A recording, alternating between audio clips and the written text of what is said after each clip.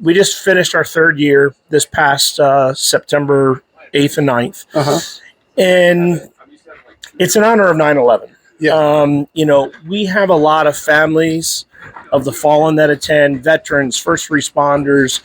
Clearly 9/11 was a very impactful day on all of our lives. Yeah, of course. And some people even more so, that were involved in being. Excuse us, everybody. We're just so everybody knows, we're in the middle of. There was some cleaning some deer, and again, like I said before, this is on location, so it might be a little bit different than my studio ones, but bear with us. Anyway, go ahead. No, so 9/11 for me was a very special day.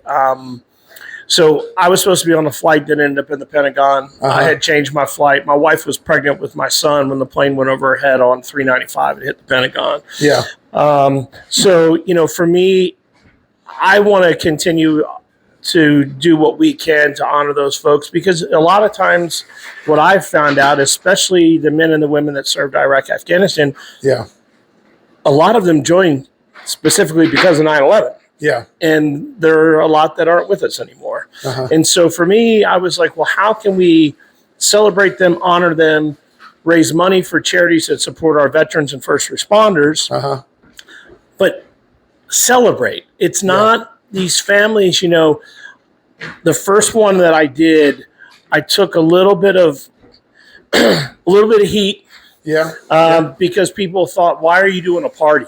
Yeah. And I'm like, it looks like a party because we got music, we got bands flying in from Nashville, New Orleans, we got fireworks, you name it. I mean, it's legit. It's a field party, but with, 2,000 of your best friends. It sounds great. Yeah. And, we took a little heat because why are you doing this on 9/11? Yeah, I said, people expect that to be somber. And, it's a day of remembrance. And I get it. It's like Memorial Day. Yes, absolutely. And I said, but, I went and talked to all these moms and dads and wives and husbands and said, listen, are y'all cool? Like, if I do this? And they're like, are you kidding me? They were like, Dave, we just don't stay in our house on the day that our son or our dad or our daughter was killed. Yeah. We honor them. Yeah. And I'm like, okay. And so, our first event, we had 32 families of the fallen there. Yeah. This past weekend, or this past month in September, we had the family when Odyssey went down in Australia back in, I believe it was August 26th, if my memory's right. Yeah. And one of the local families of a Marine that was killed that day. Was that the Marine Corps Osprey that crashed? Okay. Correct. Yep. And one of the Marines, his family lives locally, about 30 minutes from us. Yeah. And I watched the segment on our local news, and it happened to be that I knew the reporter doing it. And I said, I'm just going to reach out. And I said, hey, if Spencer's family wants to come, I said, I think it actually might be good. Yeah. And I said, I understand this is fresh. It's raw. Their son hadn't even been buried yet. And I said, so I expect doesn't get any more raw than that. I said, I expect nothing. Yeah. And I said, but if they want to come to a place where they know there are other people like them that have been through that experience, I said, I will take them to, we call her Mama Sticks. So I'll take her to Maggie Stickland's, that son Joshua was a Marine. Stick was killed in Iraq. And it's like, I'll take them to Mama Stick and say, hey, can you talk to Mr. and Mrs. Colliard? Yeah. And she will embrace them, which she did. Yeah. And so their Keiko called me and said they would like to come. And so we were like, it was like we're even walking on pins and needles. This is like the most recent Gold Star family within 2 weeks of their son being killed. They're hanging out with us. Yeah. And they loved it. And I had the pleasure of going to Spencer's funeral at Arlington a few weeks after that. And, but it was good for them.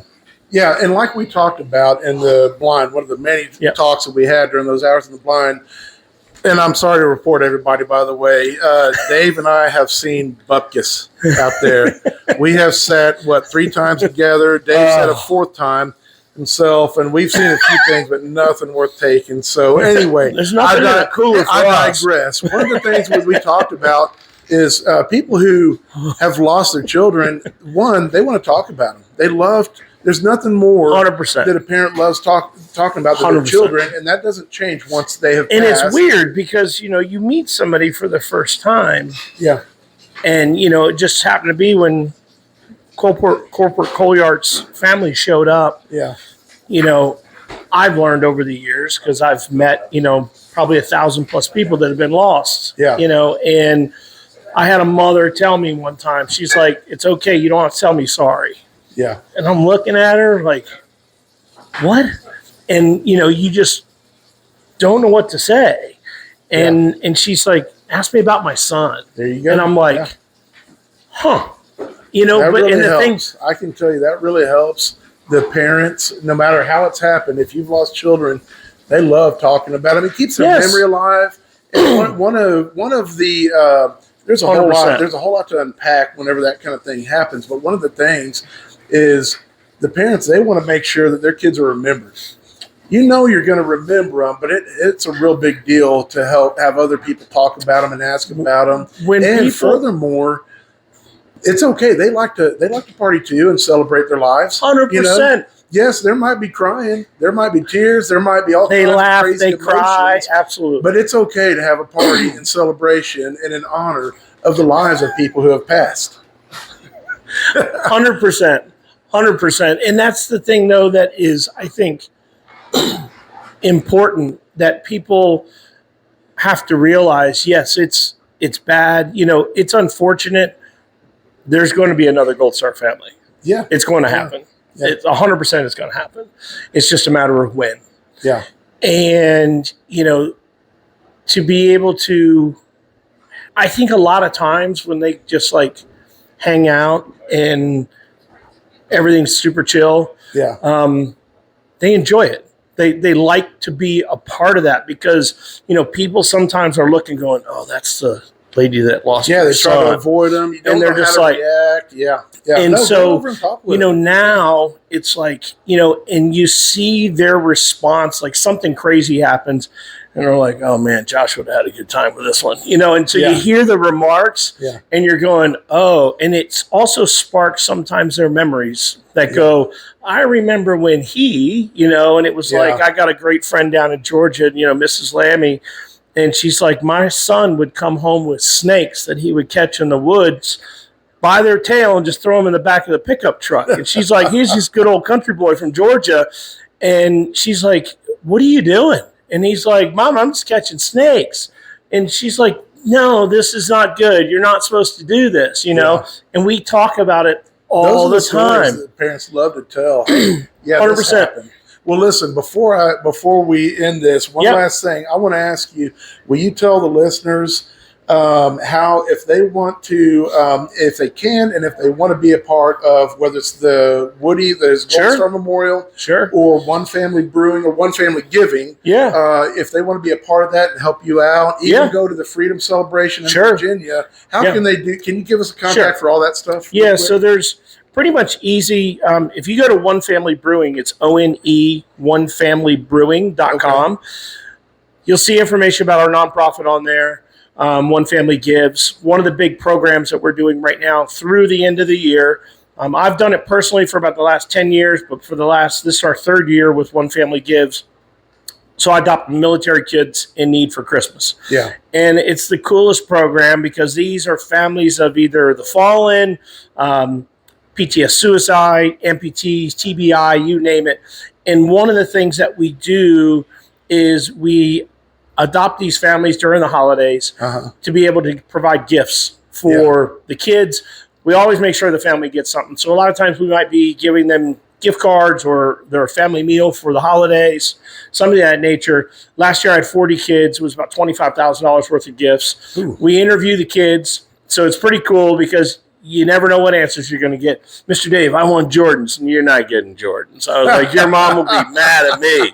And so we're like, what do you really need? So we do this whole entire list. And so right now we're in our heavy fundraising campaign for that, for the kids. I guess I should get all the kids next week, but I'll probably be another 40 kids again. Okay. It's about 10. So if they go to onefamilybrewing.com, there's a tab there that says donate. and that goes straight to our nonprofit and that's page. The Gives. And they can go on the One Family Gives, and they can donate to that page. Okay. And so basically all the money that we've been doing from October, November, and all of December are going to go towards all the gifts. Okay. And so like I said earlier, I call ourselves a project-based nonprofit. We just had a family recently in our area, husband, pancreatic cancer, stage 4 cancer, surgery, and then, her mother, Alzheimer's, had to move in the house. And this lady and her son plays for UPenn football, and she's a hardcore mom, and she's like, I call her the master juggler. Yeah. And so she came to me. I went to her because I read a message on Facebook. I was like, I think she's having a tough time.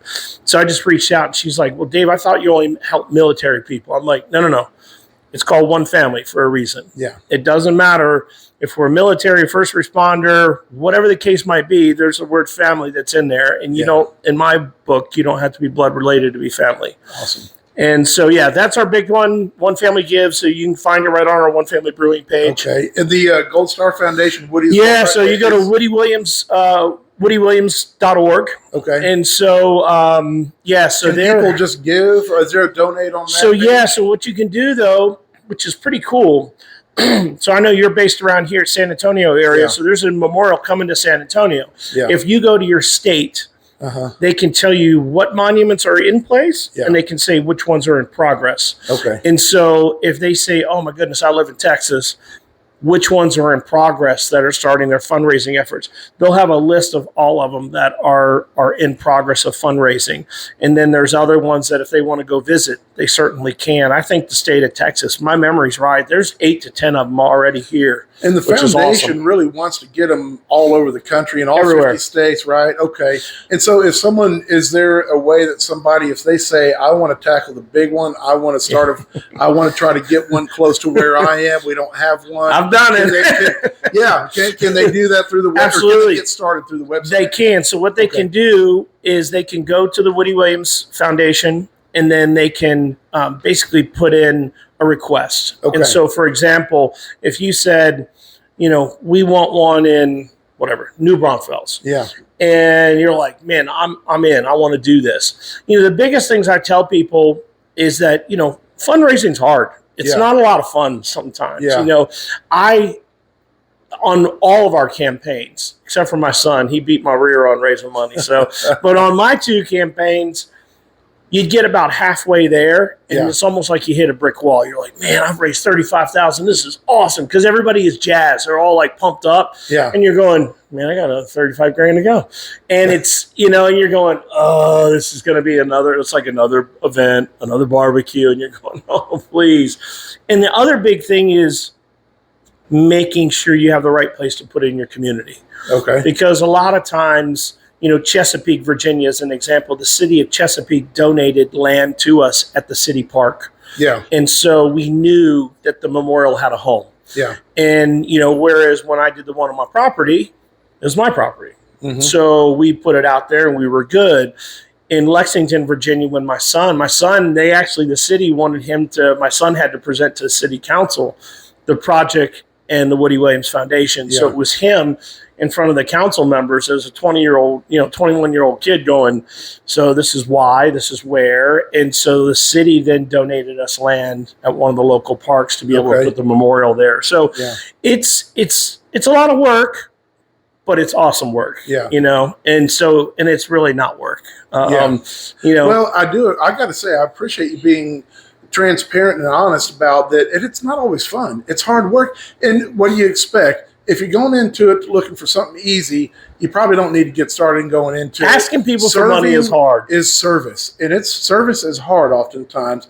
And so I appreciate you putting a point on that. And no worries. I want to end by saying, okay, go to One Family Brewing.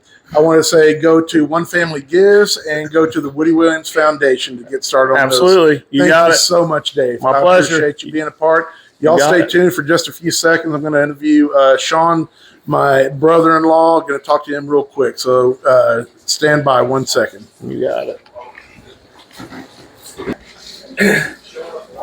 Okay, everybody. We're starting to back up. Again, we're on location near Rock Springs on some really prime hunting property. It's been awesome. But the best thing has been the guys that